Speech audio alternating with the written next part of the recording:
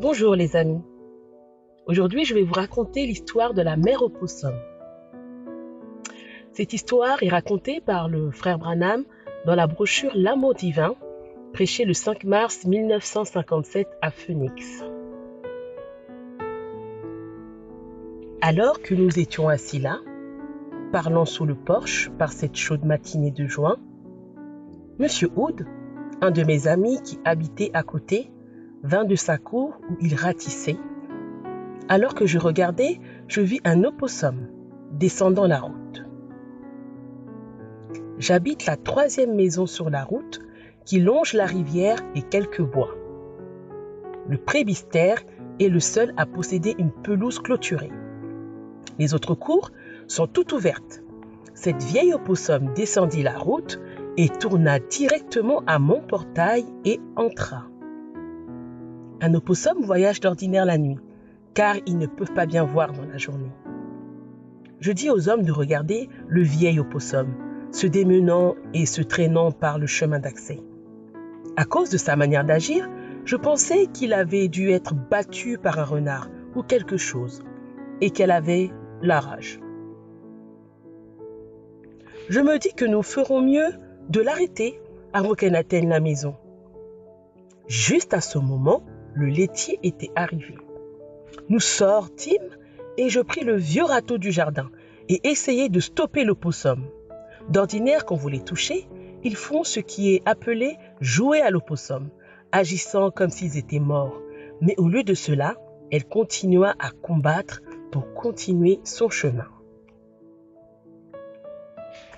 Alors, j'ai commencé à remarquer, ainsi que Léo et Jane, les garçons ici sont sortis.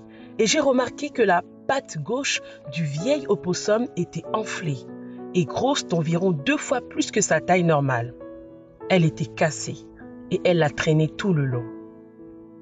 J'espère que cela ne vous soulèvera pas l'estomac, mais la peau était déchirée et la chair était pourrie. Des mouches étaient entrées là-dedans et des vers étaient partout sur tout cela. Nous pouvions voir qu'elle avait été blessée gravement par des chiens ou peut-être même avait été heurtée par une voiture. Je dis, elle se meurt. Probablement est-elle dans ses derniers moments. L'opossum et le kangourou sont les seuls animaux qui ont une poche pour porter leurs petits.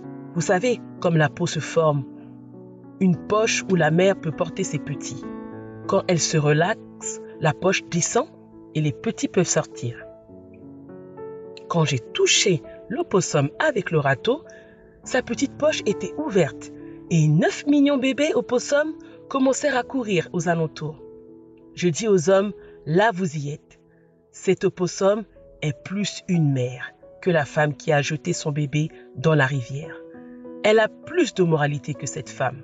Cette femme ne voulait pas son bébé, mais cette vieille opossum, qui peut-être n'en a plus que pour 30 minutes à vivre, veut donner ces 30 minutes en combattant pour ses bébés.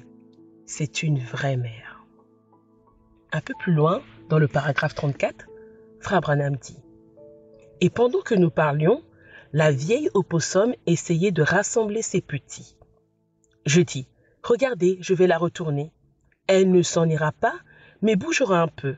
Elle se meurt. » Quand j'ai soulevé le râteau, elle s'en écarta. Se dirigeant vers la maison, traînant son pied, elle alla directement aux marches de ma maison, à côté d'une petite plante verte, et là, elle s'évanouit. J'allai à elle, je la frappai doucement, mais elle ne bougea pas. Je vis tous ces petits bébés opossums essayant de téter. Quelle misère! Et Madame Hood, qui était venue aussi, dit « Elle est vétérinaire. Elle dit « Vous devriez tuer la vieille mère et les petits ne peuvent être élevés ainsi. Vous devriez les tuer aussi, sinon ils vont souffrir. » Je dis « Je ne puis pas faire cela. » Elle dit « Vous voulez me dire que vous allez laisser cette mère coucher là et mourir? Les pauvres petits opossums essaieront d'être allaités et resteront là pour 48 heures et mourront. Voulez-vous dire que vous allez faire cela, frère Branham? Sœur Hood, ai-je dit, vous avez peut-être raison, mais je ne peux pas les tuer. Elle m'a démontré quelque chose que bien des gens sont loin de pouvoir faire. Elle est une vraie mère. Je ne peux pas la tuer. Bien, entrez, prenez votre fusil alors et tirez sur elle. Et les petits, vous êtes un chasseur, dit-elle. Je dis, je suis un chasseur, mais je ne suis pas un tueur. Je ne peux pas tuer cette mère. Nous avons pris de l'eau et nous l'avons répandue sur elle pour la rafraîchir. Je ne voulais pas qu'on la tue. La mère opossum reposa toute la journée sous le soleil avec de plus en plus de mouches volant tout autour d'elle. La nuit vint et M. Hood dit « Billy, tu as travaillé dur toute la journée. Parlons aux gens et prions pour les malades. Je te prends pour faire un petit tour. » Ainsi, il prit sa femme, ma femme et moi et nous sommes allés faire un tour. Passant par une route de campagne, nous avons vu un petit chiot décharné que quelqu'un avait dû abandonner. Je sortis et le pris. Il était si minable, couvert de poux. Et comme je m'apprêtais à le prendre dans ma voiture, ma femme dit « Billy, tu ne vas pas prendre ce vieux petit chien pouilleux à la maison ?» Je dis « Certainement, il a le droit de vivre. » Nous sommes arrivés à la maison, je le lavai et nous avons prié pour lui. Il fut en ordre. Il est maintenant un gros chien, un magnifique collie. Quand nous sommes rentrés vers 11 heures, la vieille opossum était toujours là. Frère Hood, qui chasse avec moi, dit « Billy, tu sais bel et bien que si cette vieille opossum voulait s'en aller ce soir, elle serait déjà partie. » Je dis « C'est vrai. »« Viens, dit-il, veux-tu que je la tue ?»« Non, je ne le veux pas, répondis-je. Toute la nuit, je ne cessais de penser à cet opossum. Tôt le matin suivant, je sortis sous le porche pour voir s'il y avait quelqu'un dehors m'attendant. Il n'y avait personne. Juste un peu plus tard, Rebecca, encore en chemise de nuit, vient près de moi et dit « Papa, qu'en est-il de la vieille opossum? J'ai juste rêvé d'elle toute la nuit. » Nous avons descendu les marches et le vieil opossum se reposait là, couverte de rosée, avec ses petits essayant encore de téter. Je dis « Elle est probablement morte, chérie. »« Papa, que vas-tu faire avec ces petits bébés? Tu ne vas pas les tuer ?» demanda-t-elle. Je dis « Non, chérie, je ne vais pas faire cela. Rentre vite dans la maison, c'est trop tôt pour toi d'être levé. » Je rentrai dans la maison par la porte donnant sur mon bureau pour méditer sur le Seigneur. Alors que j'étais assis, je ne pouvais chasser le vieil opossum de ma pensée, tout en pensant aux nombreuses choses que je devais faire pour ce jour-là. Alors, qu'en est-il de cette vieille opossum reposant là, entendis-je quelqu'un me dire. Maintenant, vous pouvez penser que j'étais simplement troublé et ému, mais j'ai entendu quelqu'un me parler. Je dis, qu'en est-il de cette vieille opossum?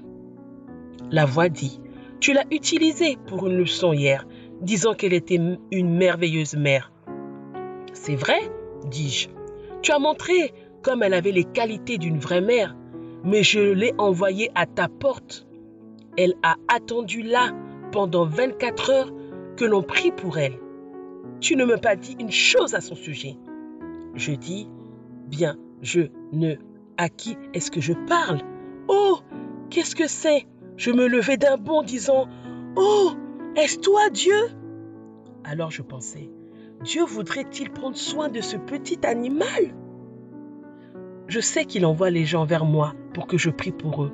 Je me souviens qu'il avait même dit qu'un petit passereau ne pouvait tomber à terre sans que notre Père Céleste le sache. Je sais qu'il parla une fois à un homme par une ânesse. J'inclinai ma tête et m'écria, « Ô Dieu miséricordieux, pardonne ton humble serviteur de son ignorance. Je suis désolé, cher Seigneur, d'être si lent à comprendre.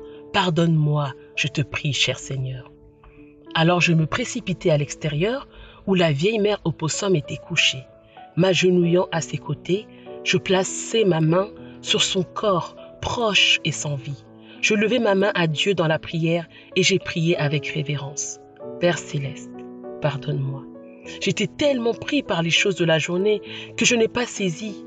Tu as conduit cet animal muet qui n'a aucune âme, mais qui était guidé par l'instinct à venir à ma porte pour que l'on prie en sa faveur, afin qu'elle puisse vivre et élever ses bébés. Pardonne-moi, Seigneur, et je prie dans le nom de Jésus que tu la guérisses. Frères, sœurs, quand je vous rencontrerai au jugement, cela sera enregistré comme vrai. Cette vieille mère opossum se leva, ramassa ses 9 petits bébés, immobilisa sa queue droit en l'air et traversa la pelouse jusqu'au chemin d'accès. Elle descendit le chemin aussi normalement que cela pouvait être. Et quand elle atteignit la route, elle se tourna vers moi, comme pour me dire « Merci à vous, gentil monsieur ». Elle s'enfonça directement dans les bois, aussi loin que je le sache. Elle a élevé sa famille et elle est encore dans les bois aujourd'hui. Que Dieu vous bénisse, les enfants.